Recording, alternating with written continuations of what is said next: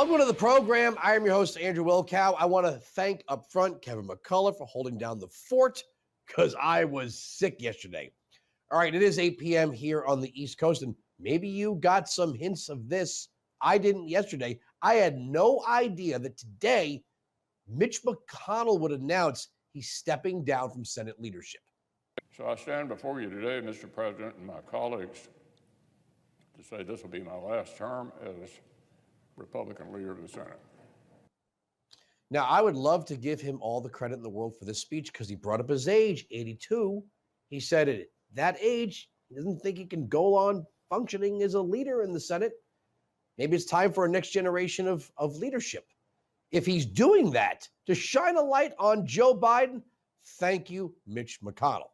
But Senator Mike Lee called the partnership between Chuck Schumer and Mitch McConnell the firm, and he's not kidding. Take a look at this. The meeting on Ukraine was one of the most intense I have ever encountered in my many meetings in the Oval Office. The five of us, the President, the Vice President, Leader McConnell, Leader Jeffries, and myself, made it so clear how vital this was to the United States.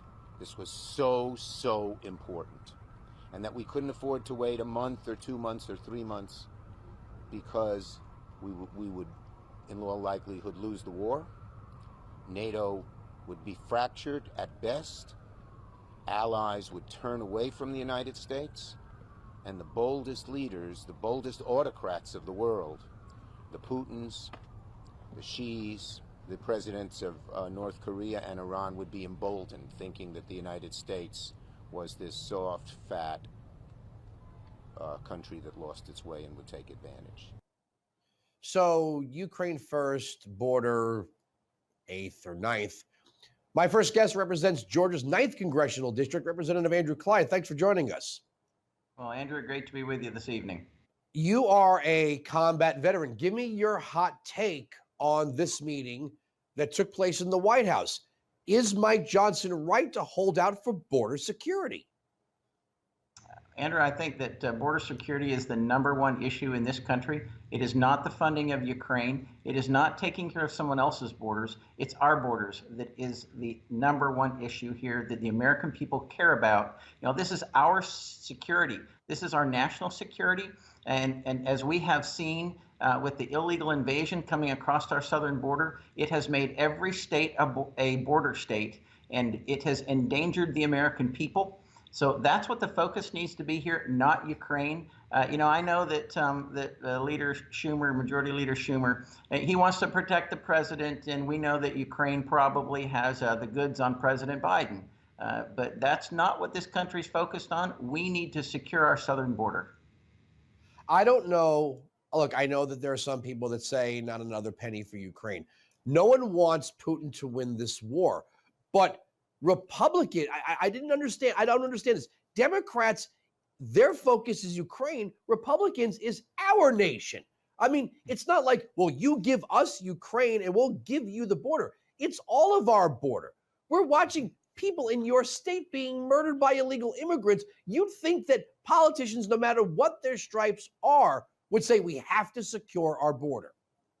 You're absolutely right. I mean, it's people in my very community. I live in Athens, Georgia. So what we saw happen here with this beautiful lady, this student, Laken Riley, murdered by an illegal alien from Venezuela that came across our southern border and was enabled into this country by President Biden's policies, by his parole policies.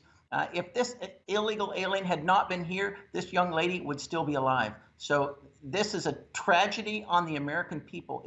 His policies have made us unsafe and continue to make us unsafe. Our #1 priority has to be closing our southern border, stopping this illegal invasion, and deporting these criminals, over 600,000 of them that we know of, in our country right now. That has got to be our #1 priority, not the funding of Ukraine. By the way, how is that a loser for Democrats? You look at the polls, immigration is now like the #1 issue. If they were to fix this alongside Republicans, it would give them electoral victories in 2024. But again, they're saying Ukraine first. And this guy, by the way, came across the border in Texas, came here to New York City, got arrested for endangering a child. was released before ICE could pick him up and made his way to your community where he committed a murder. Now, the media and the Democrats say, let's not judge a whole group of people by the actions of one person. Oh, really? Thanks, guys. But again, we should not be funding other nations' priorities before we fix our own. And I can see this as we're heading towards a government shutdown. Do you think Republicans are in a good position? Because Democrats do hold the narrative, right? The media is going to say no matter who's in charge that Republicans are to blame for a shutdown. Well, just think about it, Andrew. In order for them to come across our border, they have to break the law. The first thing they do is step into this country and they commit a criminal act by violating our immigration law. So they are lawbreakers to begin with. In this guy that committed this heinous and violent murder in Athens, he was a criminal in New York. He was arrested in Athens as well for criminal activity before this even happened to this beautiful young university student. I mean, this is unconscionable. What's continuing to happen to the people of our country, and this administration, the Biden administration, is enabling it, and we have to stop it. This, as I said, it has to be our number one priority. I got less than a minute. Can the Republican caucus hold, or is there going to be a shutdown?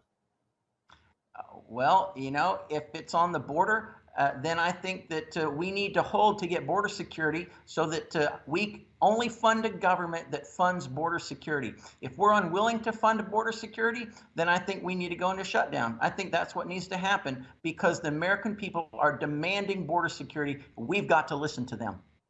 Actually, I misspoke. I said, can the Republican caucus hold? And if they do, if there's a shutdown, it'll always get blamed on Republicans no matter what, right? Got to get border security. Then we could talk Ukraine. I got to leave it there. Thanks for joining us. Thanks, Andrew.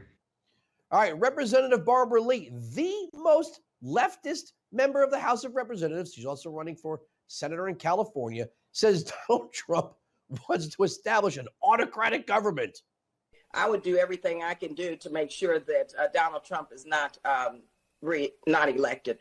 Donald Trump wants to dismantle our democracy. He wants to establish an autocratic government, and he's a national security threat, and he's a danger to this country and to the rest of the world. Right now, Biden's living and breathing on executive orders, and if the Democrats had their way, unelected bureaucrats and judges would be making the law. Nothing says democracy like that, right? My argument's next.